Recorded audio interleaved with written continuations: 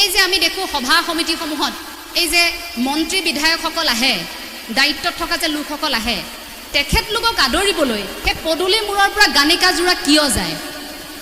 সেই ৰাসত কংস ভাওটো ল'বলৈ কিন্তু সেই চেলিব্ৰিটি শিল্পীগৰাকীক মাতি আনে গুৱাহাটীৰ পৰা। কিয়? গুৱাহাটীৰ পৰা ধাৰাবাহিকৰ অভিনেত্ৰী আহিছে দৈৱকী কৰিব এবাৰ গাঁৱত। কথাটো আপোনালোকৰ ভাল লাগেনে বাৰু?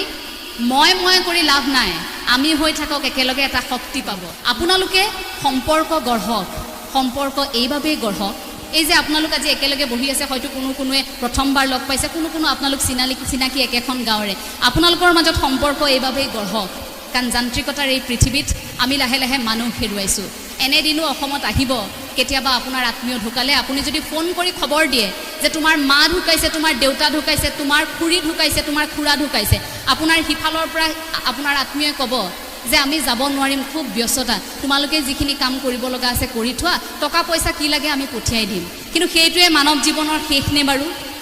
আপুনি যে মৃত্যুৰ দিনা সেই যে চাঙিখনত উঠি যাব লাগিব, অন্ততঃ 4জন মানুহ আপুনি নিজৰ কৰি ৰাখক, অন্ততঃ 4জন মানুহৰ সৈতে হ'লেও আপুনি সম্পৰ্ক ৰাখক, সম্পৰ্ক বনাওক, যি 4জন মানুহে আপোনাক সেই শেষ মুহূৰ্তটোত আপোনাক লৈ যাব কান্ধত তুলি।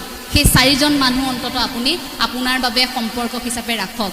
গতিকে এই জীয়াই থকাৰ দিনকেইটাত আমি বৰ বেছি এই মনুষ্যৰ এই শৰীৰটো, বৰ বেছি এই শৰীৰটো আৱৰি ৰখা কাপোৰ কানি অলংকাৰ এইবোৰত আমি বৰ বেছি মূৰ ঘমাই সময় নষ্ট কৰি লাভ নাই। বোলে এই দেহাটোনো কেইদিনীয়া, এই জীৱনটো খুব দুদিনীয়া। আমি মই কৰি লাভ নাই, আমি হৈ থাকক একেলগে এটা শক্তি পাব। মই কৰি লাভ নাই। আৰু এটা কথা এইখিনিতে কৈ থৈ যাওঁ, মোৰ খুব মনত খুদুৱাই থকা এটা কথা। এই অঞ্চলসমূহলৈ, এই গ্ৰাম্যাঞ্চলসমূহলৈ যেতিয়া আহোঁ, মোৰ এটা কথাই খুব দুখ দিয়ে। ইমান সুন্দৰ অনুষ্ঠান হয়, ইমান সুন্দৰ পৰিৱেশৰ সৃষ্টি হয়, কিন্তু কিয় নাজানো আজিকালি অসমত এনে এটা পৰিৱেশৰ সৃষ্টি হৈছে যে ৰাস এখন যেতিয়া অনুষ্ঠিত কৰে, সেই ৰাসত কংস ভাওটো ল'বলৈ কিন্তু সেই চেলিব্ৰিটি শিল্পীগৰাকীক মাতি আনে গুৱাহাটীৰ পৰা। কিয় মাতি আনে?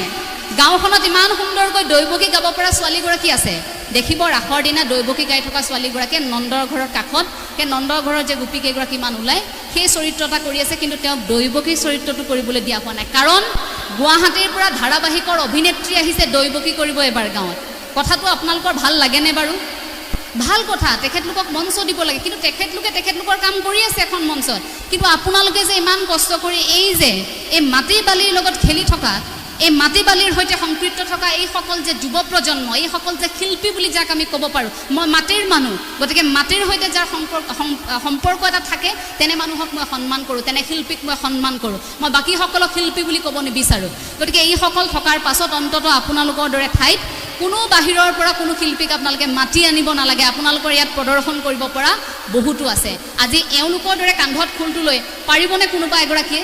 পাৰিবনে বৰগীতটো কোনোবা এগৰাকী তেনেধৰণৰ শিল্পীয়ে পৰিৱেশন কৰিবলৈ?